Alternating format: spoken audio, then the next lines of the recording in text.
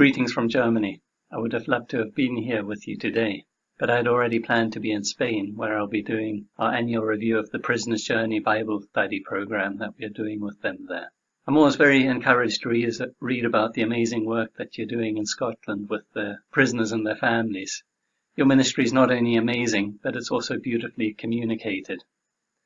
I pray today will be a tremendous time of fellowship and encouragement for each one of you. As members of Prison Fellowship International, we're all working towards one vision. Ours is a beautiful one, but it's also a little bit of a mouthful to read. So a few weeks back, I took on a challenge to try and unpack it as simply as possible. Here's my attempt, and I hope you might enjoy it and get something out of it as well. This is a brief presentation which seeks to introduce PFI's vision. Crime can be a response to pain and a cause of pain.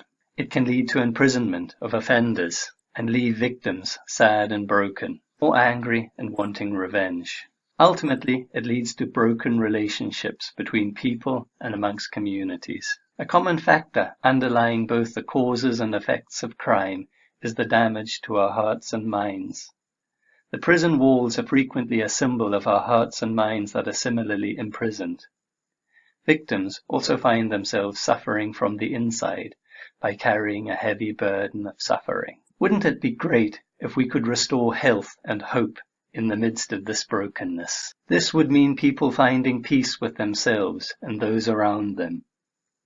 This means people embarking on a journey of courage where they reach out to one another and seek reconciliation. Reconciliation to a point where they could at least shake hands. We, however, seek more than reconciliation.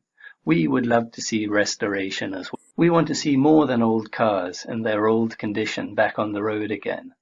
Rather, we want to see people renewed so that they can thrive again. Restoration is so much more than a handshake alone. But how? How do we get there? We can't find it within ourselves, as it was ourselves that got us into this mess in the first place. Firstly, we must acknowledge that a price must be paid for the pain we have caused. From a human perspective, this debt is paid by serving time for the crime. But when it comes to our hearts, there's nothing we can do by ourselves to pay off the debt. The debt we have in our hearts is a debt we owe God. The good news is that Jesus paid the price. He paid it with his life. But there would be little point if the debt was paid, yet nothing within us were to change. We would just end up going back to the same thing, repeating the same mistakes, suffering the same pains. So Jesus not only died to pay the debt of our sins, but also overcame death and rose again. He offers us this same transforming power. Jesus, with the help of his followers, can lead us to a place where we can receive this transforming power. As more and more lives are transformed, communities are also transformed. And this is how we come to our vision.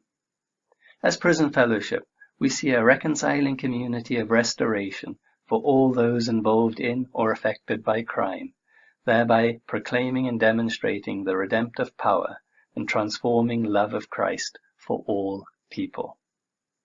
And there we have it. Many blessings to each one of you. Pray that you have a really blessed day, and I look forward to reading about it and seeing the pictures in due course.